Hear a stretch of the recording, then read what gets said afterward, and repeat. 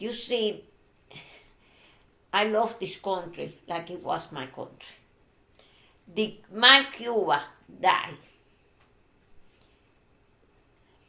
because the Cuba I live, the Cuba we have, it was a country that it was free, and it was so close to this country.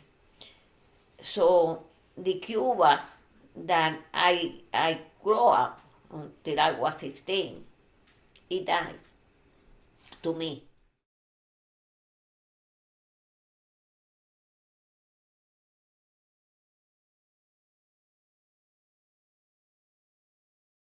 I am the daughter, uh, Cuban. I was born in Cuba. He's fine. And I came to the United States for the first time when I was 15. I was taught to love this country from my mother and father because my mother, a missionary, went to Cuba, and her mother went to a preaching over there, and it was a missionary from here, the United States. And she got saved. My father was atheist. He didn't believe in God. But he fell in love with my mother. And when he fell in love with my mother started talking to him about God and reading the Bible to him, and he got saved. And we was born 11 years after they got married. And my sister was born first, and then 3 years later, exact the same day, and 3 hours later, I was born on her birthday. And so we have our birthday together, and we are the only two sisters.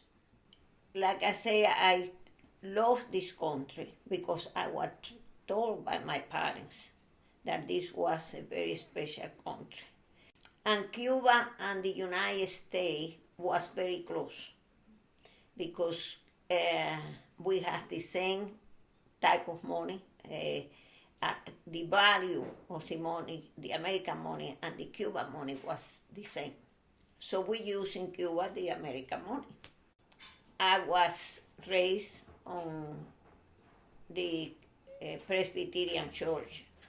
I came to the United States with a friend of my mother to New York City when I was 15. And I enjoyed it. I stayed here for a year. I went to school in New York and in New Jersey, part in New Jersey, part in New York, Newark, New Jersey. Then I went back to Cuba after a year because I have only permission to stay in the United States for 1 year, the visa. And I told my mother I didn't want to stay in Cuba, that I want to come back to the United States. My mother then contacted a college in Georgia, John Harris College, and they accepted me, and I went over there, and the English I know I learned it there. So to me it was a very special place. It was a Methodist college. We have a wonderful time. I went back to Cuba, and because I could not come back until I was 21. When I was 21, I got my resident papers. Then I came to Miami. Cuba, it didn't have at that time, what was his name? Batista. No, the one before. Grau. Grau. I don't remember much of him. But I remember Batista, he was a dictator. But as a dictator, if he's a dictator, the only thing you cannot do is talk bad about the government. As long as you don't get involved with political things, you are fine because you live the same way that you have always lived. My father worked on the newspaper. My mother always stayed home. We was teenagers and we live a normal life. Batista, a dictator, but she could come to the United States and go back. Sometimes in a week she would go and come back and go because my father was there. I was here. I had my grandmother and my aunt, but then I moved by myself and my mother didn't like that. So she came and stayed with me most of the time. I got married and then I had a year later I had my first daughter, Janet, and I went back to Cuba. When Janet was a year old, Castro took over. And like I said, during the dictatorship, it was just a normal living, and we was together with the United States, and we didn't have any problem.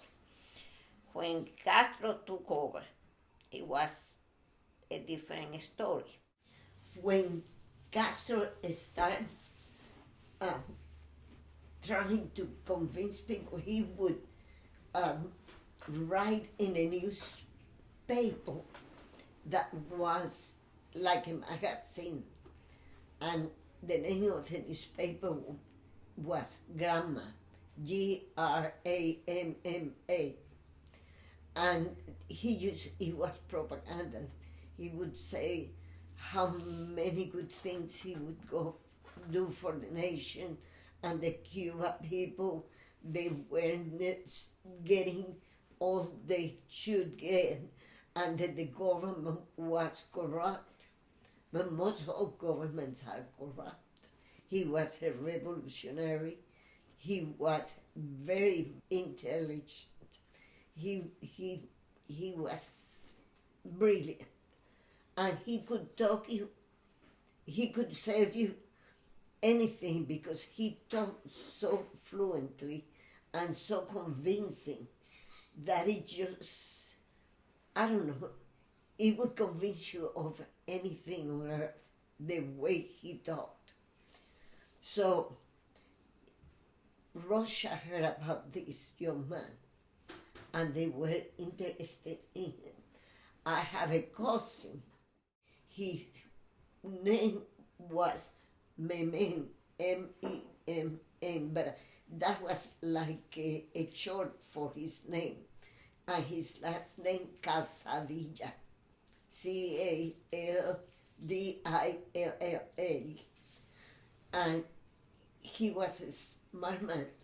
So Russia, they sent people to Mexico to interview him and ask him if he would be a middleman to get instructions from Russia to Castro to let him know how to handle the revolution.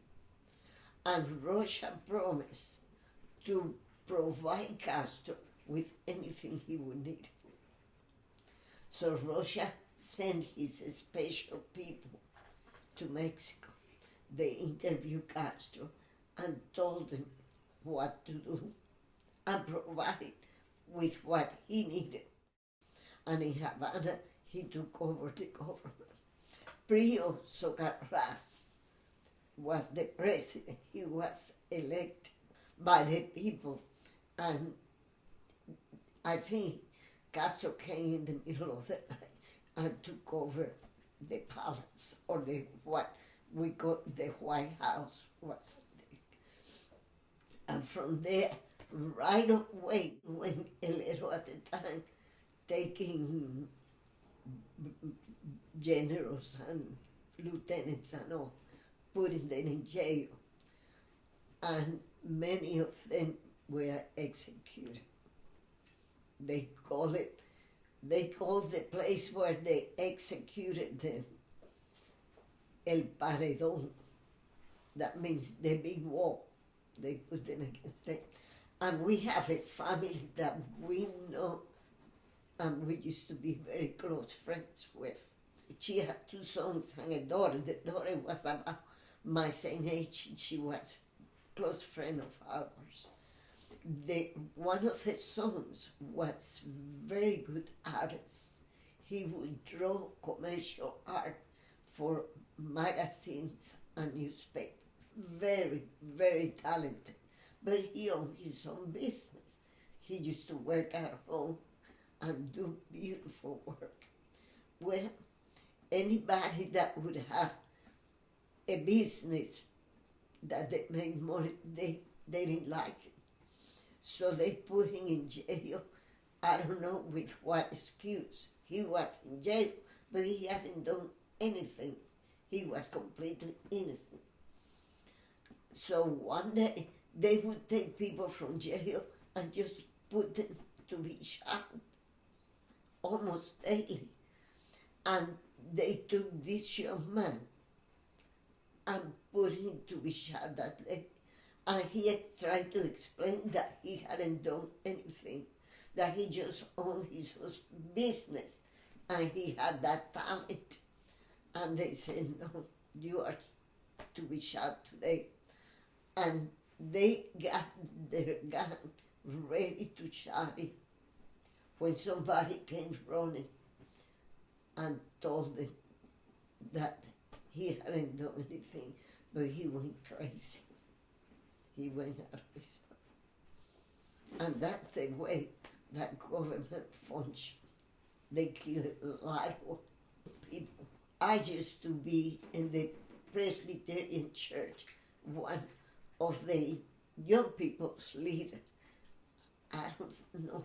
I think I was the vice president or something, and I used to play the piano for the choir, things like that. So Castro called every young person that was on any directive position in anything, church, clubs, anything at all, to come together to a big to-do it was a place in Havana. It was real big. So from our church, when the president was a young man, real good Christian, and myself, and they kept us for 3 days. And then 3 days they were talking to us. I mean, hours and hours, trying to brainwash us and tell us, that how great that was. But they didn't mention they were communists. The last time I went, I stayed for a month. I didn't go back to Cuba again. But after that, 3 years later, that he took over, he declared that he was communist. And the people didn't realize that. The Americans all live, and a lot of Cubans start living, and they bury, there is a lot of money buried and jewelry in Cuba, because they bury before they left all the possessions. It took us 7 years to get my mother and father out. And in that 7 years, we waited and we waited. Lyndon Johnson, it was the president, and he put the freedom flies, and they will bring, you apply for them, and I how my mother and father came. They apply for them, and then you have to wait on a list. And when they was able to come, they have to give a paper. The government will come to your house with all the things that you have in your house. let's say that you have a cup and it was written on that paper. That cup break, they have to keep that cup, the pieces, because when you was leaving, you have to show that that cup have been broken. You didn't pass it to somebody else. Say you can buy at that time, I think it was a pound of beef a week for the whole family. But the shoes, you could only buy one pair of shoes a year, and they won't let you buy anymore. Whatever it was on that book, that is what you could buy, and that is communism. They lived like that for 7 years until they was given the permission to come to the United States. But my mother, they made a mistake on her name, and then they told my mother and father that my father could live, but my mother couldn't. Then they called me, and I called in here that we was living in Maryland at the time. When I got the news that my mother had to stay, they told my father that my mother had to stay and he could leave. He said, I'm not going. And staying. But they didn't have the book already to buy food. They didn't have a house. They didn't have anything because they had to give it all to the government. They had to live with what they have owned, and that was it. And then I start calling everybody here on the United States. I called Miami, the airport, the people over there. It was a organization that it was protecting and helping the Cubans to come over, and I contacted everybody. And finally, the next morning, I called early, and they say, don't worry, they are in the plane. So they let them go, because my father said, I'm not going without her. So they came here, and then they came to fly them to Maryland. And you can imagine when we saw them, what it was. So this is your parents, right? Yeah, this is my mother and father. And What are their names? Maria del Carmen and Cristobal Ramirez. They left all that in Cuba and from the church, and the government came and took it out. And we don't know what they did with it.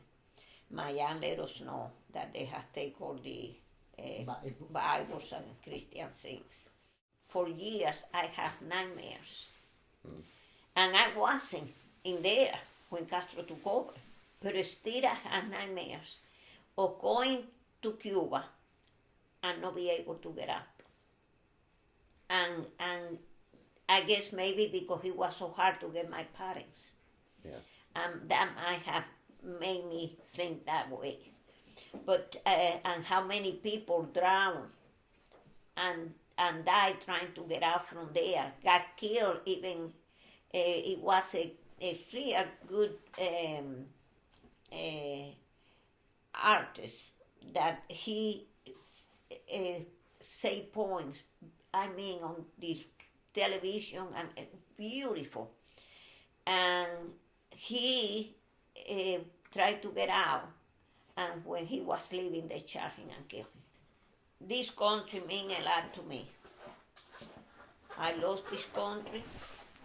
This is my country. I'm a citizen, and I became a resident when I came, and waited 30 years to become a citizen, just because I didn't want to take the test. So I waited 30 years, and I went with Christopher one of my boys to the Smithsonian Institution that I have gone about 1,500 times. It was, I knew it by memory. Somebody picked my pocketbook. And when they picked my pocketbook, they took my resident. So I learned the book. And then I went to Charlotte and fill out my papers on, and they give me the test, and I pass it, and then I was sworn in Greensboro. Like I say, I love this country. I want the best for this country. I do anything for this country because this is my country now. And I don't want ever, never to happen to this country what happened to mine. When do you feel the threat of communism in your life presently, like currently? When does that ever come to your mind now? Communism is a thing that it goes on the ground.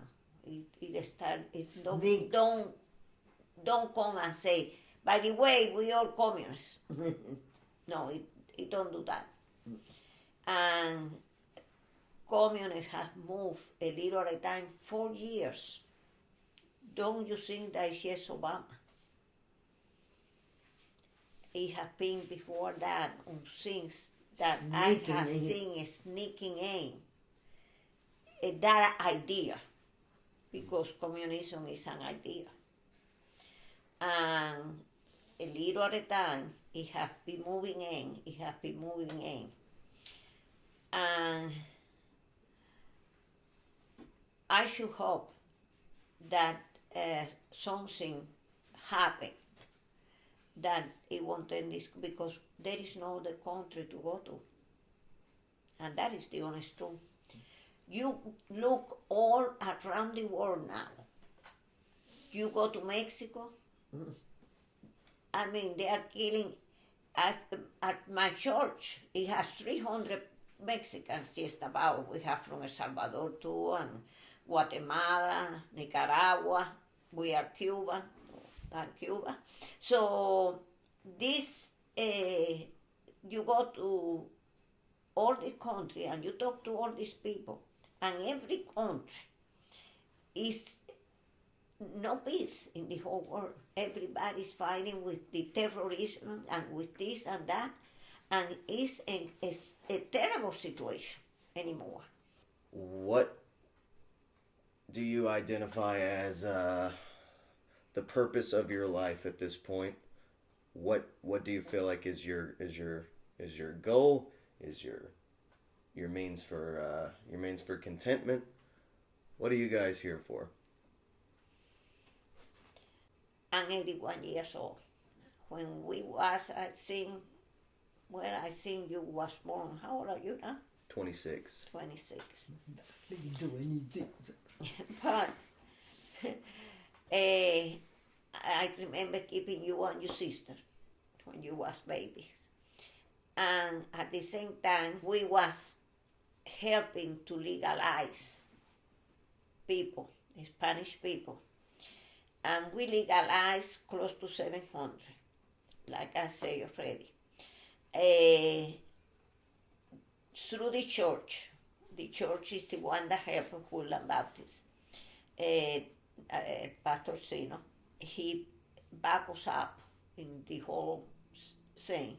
Sino started printing the forms for us, gave us the van to take them to the doctors, the x-rays, blood tests, everything that was required, and then take them to Charlotte to legalize them. And we went then straight, and it didn't cost them money. We did it for free. So a big motivation of yours, a big purpose of yours, to help the Spanish people. That I think the Lord was in it for us to. And that was something you guys both did. You both Yeah. took that on. We did it together, and we was glad to be able to help those people that was working on the fields, because that is where we met them all. We met them at the fields, They were tobacco migrant workers. migrant workers, and they live on a tin place made out of Metal. metal, like the roof I got up there. Okay, that The whole the building. whole building. In the summer, when they was here working on the tobacco, one room about a little bit, no, a little bit bigger than this. It has the kitchen, some of them all the family, children and all. And Bunk they, beds. yeah, the kitchen it was there, and the beds, the bunk beds, and they live in there. We could not go inside and sit down in the inside of that room because of the heat. You can imagine from the sun hitting that It was like an oven. like an oven. I think that part of we being here, it was God's hand working to make a better life for those people. And it's not me or it's not her. It was God God, direct- working. Because what we are, absolutely nothing. Yes, normal, regular people. But I thank the Lord for using us Yeah. to help others. And that is very important in life. All right, let's cut there for a second. Battery just about dead. Whew, I got more batteries. But you know, that guy, that cousin, that was the middleman.